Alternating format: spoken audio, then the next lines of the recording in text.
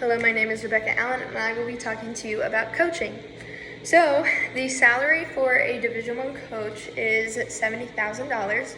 So that kind of shows that coaching is not about the money, but more the passion, and it is a very passionate major or job and whatever you want to call it.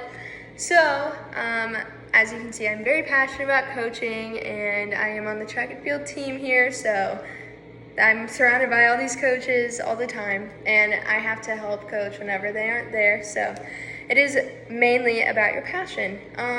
But the schooling that you will need for this is a bachelor's degree in either strength and conditioning, coaching, or a normal business bachelor's degree, because coaching makes it very accessible for like later years in your life whenever you want to pick it up. And then some programs do make you have a master's program or a post-grad.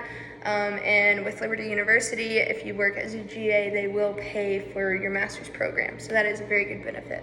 One verse that I stand by whenever I'm coaching is Hebrews 12:1. So it says, "Therefore, since we are surrounded by a huge crowd of witnesses to the life of faith, let us strip off every weight that slows us down, especially the sin that so easily trips us up.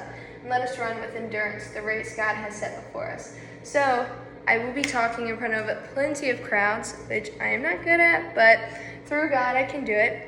And not just the athletes, but the parents, the school, all the families, and any younger kids who are looking up to you. So it is very important to carry yourself not just through the words of Christ, but through your actions. And then for my social problem that I had picked out was coach's pets, or the coach's son and daughter, because it is not talked about enough, and it is a huge problem that I've seen on a Division I team, but also growing up in t-ball and soccer. So one verse that I really think needs to be looked at a little bit more is Leviticus 19:15.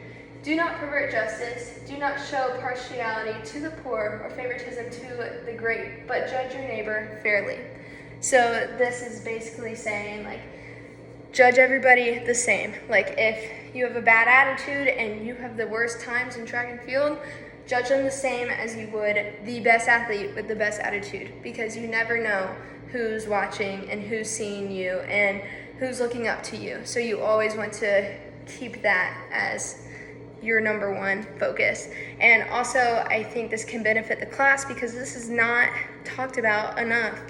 We just kind of brush it off. And I think that educating younger athletes who, or younger anybody who wants to either teach or be a coach, on teaching them on favoritism and how looked down or how like shadowed it is, I think that we can make a difference in the world with that. And thank you for listening to my speech.